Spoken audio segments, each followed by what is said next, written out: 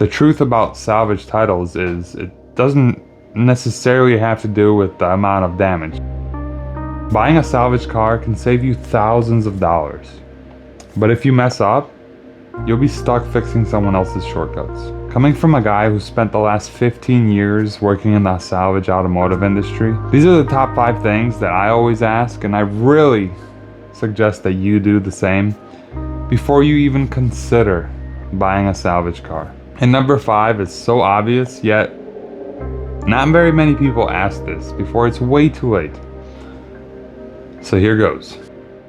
Number 1, ask for the VIN. Just type the VIN into Google and it'll come up with the archived auction posting. So you'll see the photos of the car when it was wrecked, when it was sold at auction. You'll see all the details that the buyers saw when they bought the car. And if you're lucky, most of the times, it does actually have the sale price. So this way you'll know at least roughly what the sellers have in the car, so you can use this to your advantage when negotiating. And here's number 2. 99% of the time when you ask the seller, what was wrong with the car, they'll go, oh yeah, I replaced the bumper, the headlights, and the hood, right? And if you don't think about it, you think, okay, that's all he replaced. But you need to check. So if you know that he replaced the bumper, the headlights, and the hood, obviously the car was hit in the front. You hopefully have looked at the photos of the car at auction, so you know roughly what the damage was. So what you should do is pop the hood and check on the radiator support, check for spot welds. You see those nice round little welds? Here, there's one there. If you follow it along, there's a couple there, a couple there. Yep. All those look nice and clean, right? And then you move here where there's no spot welds. It's a little wavy.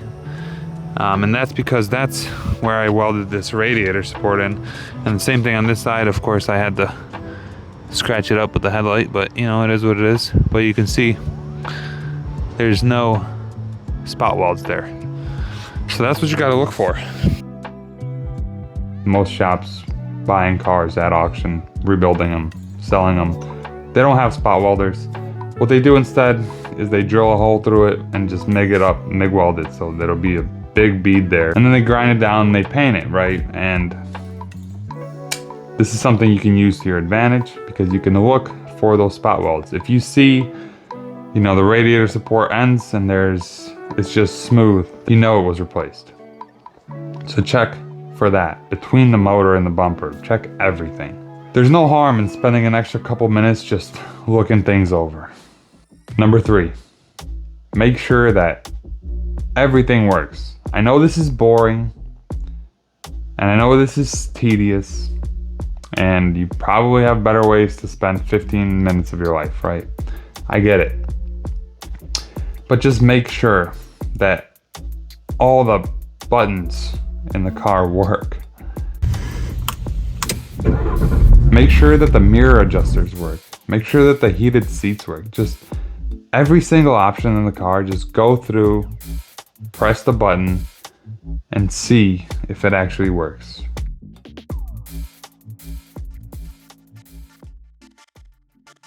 Number 4. This one's hit or miss. Some people keep the receipts, some people don't. But ask to see the salvage inspection receipts. At least in Ohio, the rebuilders of the car have to provide receipts for most of the major parts that they replace. So any body parts, airbags is a big thing, seat belts, all that stuff, it's all gonna be in there. Look at all the parts and more importantly, see where they source the parts. If it's aftermarket Taiwanese parts, make sure that they're CAPA certified. CAPA stands for Certified Automotive Parts Association. They're a nonprofit that tests aftermarket parts for safety, fit, and quality.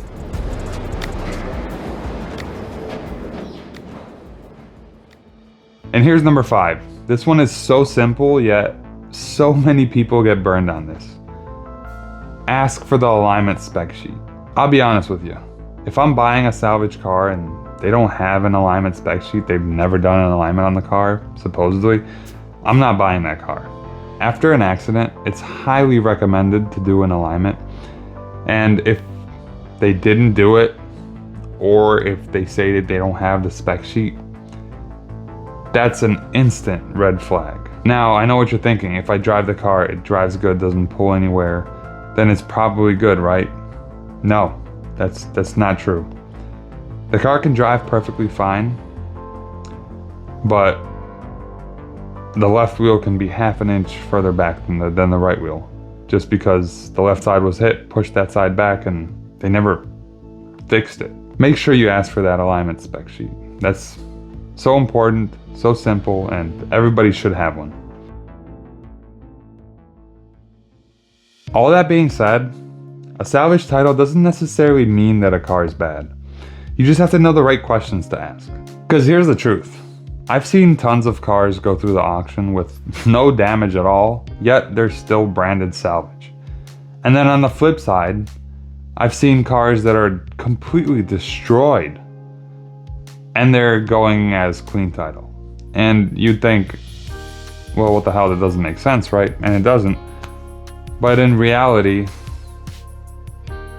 the truth about salvage titles is it doesn't necessarily have to do with the amount of damage. Now that is a secondary factor, but the primary, most important factor is if it was liability and it was their fault, that car's not covered, it's not getting totaled out.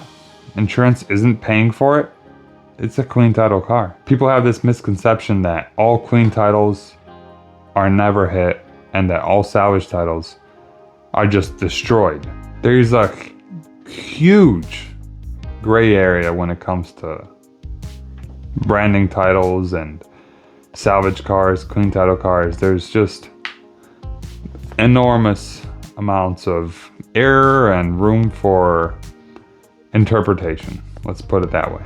And writing off salvage cars just because of a few horror stories you've heard, it's not just economically inconvenient for you, it's also unfair to the rebuilders that invest every single bit of their margin just to make this car better than the last one. I'm Taras, and this is Objective Garage, where we wrench with heart, speak the truth, and always keep it real. I'll certainly be seeing you in the next video, and I hope that you'll come and see me as well. Deuces. Oh, goody goody.